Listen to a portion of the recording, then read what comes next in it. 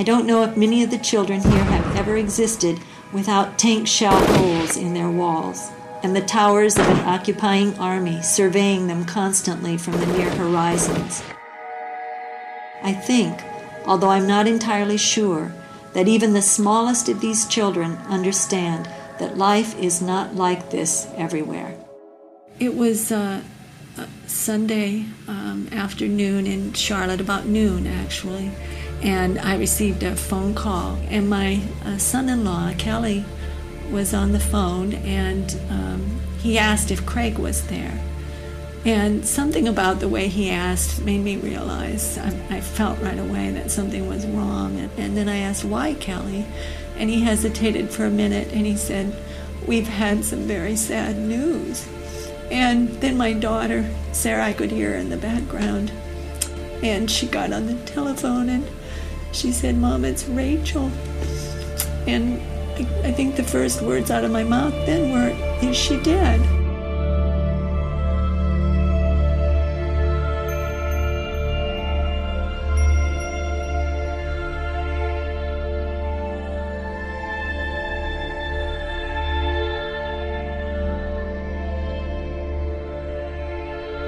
We were opposing the demolition of farmland and other property, Palestinian property, by Israeli destruction forces and bulldozers.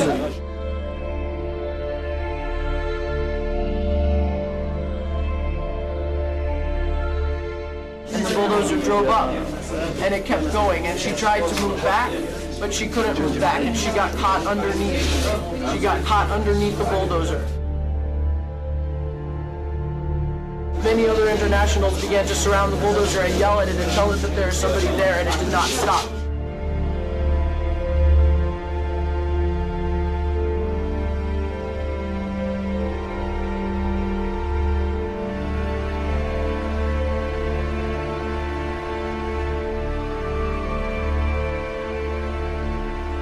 Where Rachel was killed, she was protecting a doctor's home. And that's important to realize. And the 3 children, his wife, she knew that family, and that doctor felt that Rachel was like a daughter to him. He bought that house. It was in the middle of a neighborhood. There were other rows of houses between his house and the border. Those other homes, those other streets were all destroyed, and now it was his turn. And I've had people say, well, she was in a war zone, and Cindy points out that war zone is people's neighborhoods. Those are children. I'm here for other children. I'm here because I care. I'm here because children everywhere are suffering, and because 40,000 people die each day from hunger. I'm here because those people are mostly children. We have got to understand that the poor are all around us, and we're ignoring them. We have got to understand that these deaths are preventable. We have got to understand that people in third world countries think and care and smile and cry just like us. We have got to understand that they are us, we are them. My dream is to stop hunger by the year 2000. My dream is to give the poor a chance. My dream is to save the 40,000 people who die each day. My dream can and will come true if we all look into the future and see the light that shines there.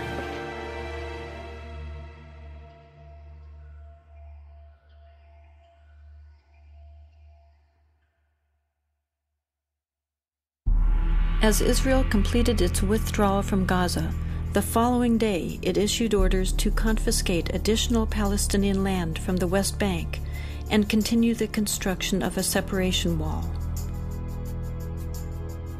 This wall is twice the height of the Berlin Wall and 4 times longer. It rips through villages, severing travel for work, healthcare, and education, separating farmers from their lands and families from loved ones. An Israeli study revealed that the barriers route was chosen in order to confiscate land intended for illegal settlement expansion, not for security reasons.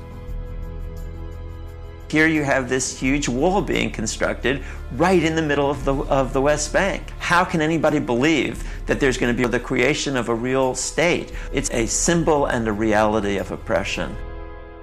Anybody outside of Israel who supports a two-state solution has to be very careful, because what they mean in a two-state solution is that 90% of historical Palestine would be Israel. In the rest 10%, you'll have two huge prison camps, one in the Gaza Strip and one on the West Bank.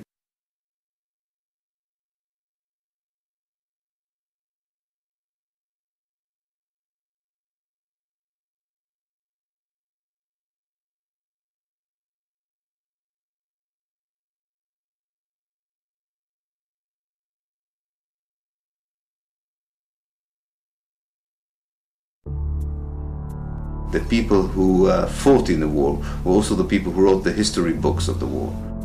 And they already had a story that they made up about what had really happened. And that story was integrated in the Israeli educational system. It was integrated in the media and the political discourse. Some of us who work as Jewish educators have been admitting over the last maybe 10 years that it is propaganda.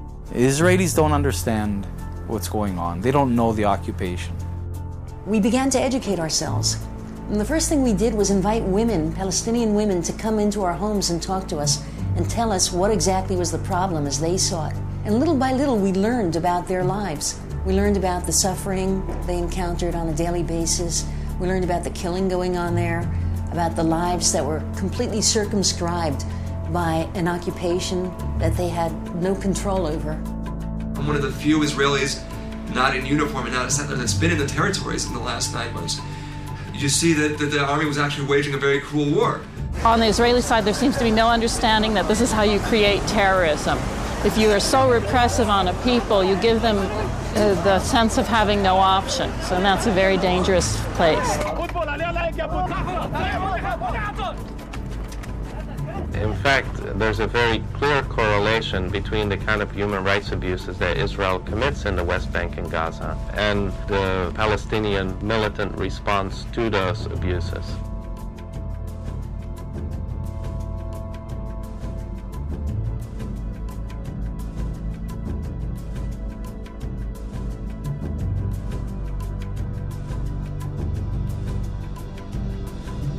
Most Israelis have very clear views. This is a very political country. And when you talk to somebody, you can argue all night. And you can go red in the face or blue in the face or whatever the color, you won't get anywhere. But when somebody says, I refuse to do this is wrong for me, for us, for our country, this is immoral, and I'll go to prison rather than do it. And one guy does it, 5 guys, and 50 and 100, and people say, hey, what's going on here? These aren't cowards, these aren't traitors. Most of them are officers, by the way. So if these guys are refusing, there must be something wrong here.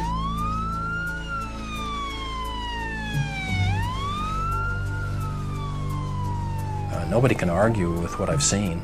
I mean, they may not like how I say it, or they may not like all the facts that I convey.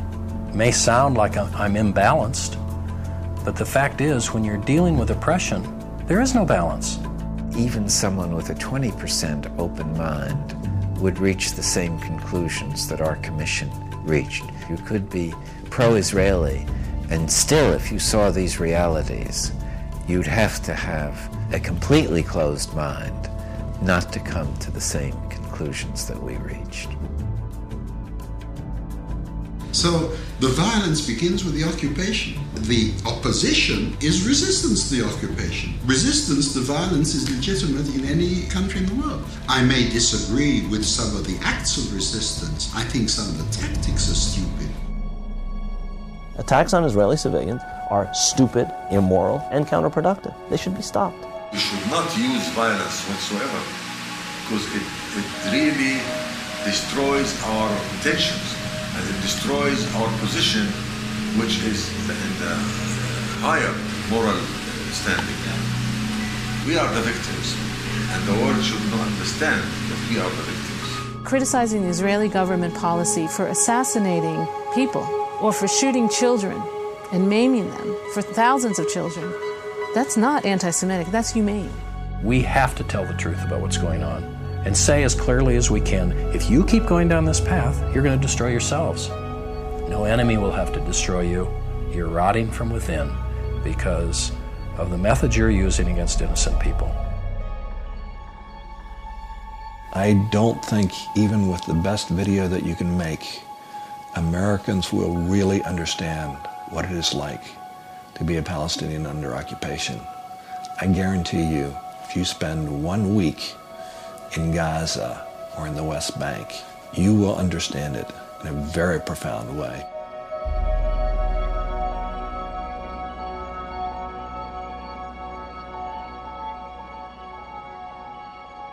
All the wars of independence, you can start, if you want, with the war of independence of the United States.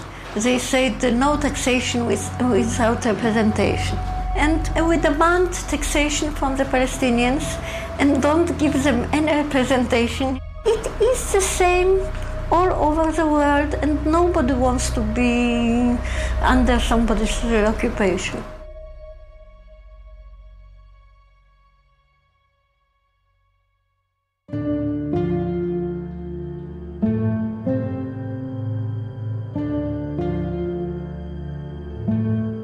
As an Israeli, we go to India and to South America to meet the Native American Indians. We're looking for these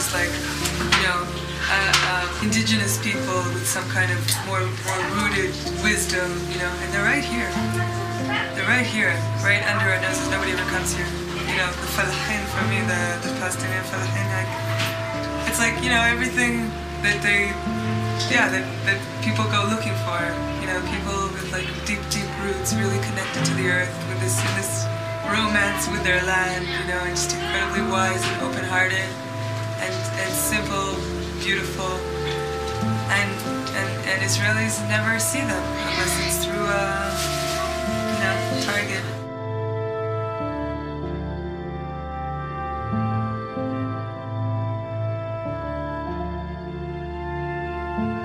I wish that people knew what was really going on here, and I wish that people could see these people through my eyes. That's what often I'm looking at people and they're so incredibly beautiful, and I'm just thinking, I wish that Israelis could for 1 minute see them through my eyes.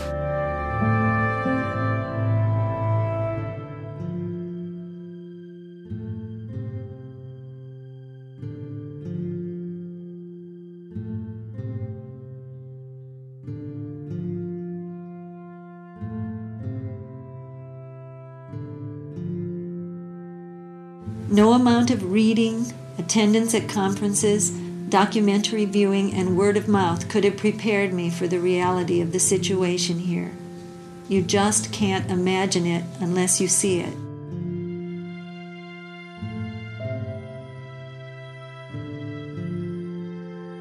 This is not at all what I asked for when I came into this world. This is not at all what the people here asked for when they came into this world. This is not the world you and Dad wanted me to come into when you decided to have me. This has to stop. I think it is a good idea for us all to drop everything and devote our lives to making this stop.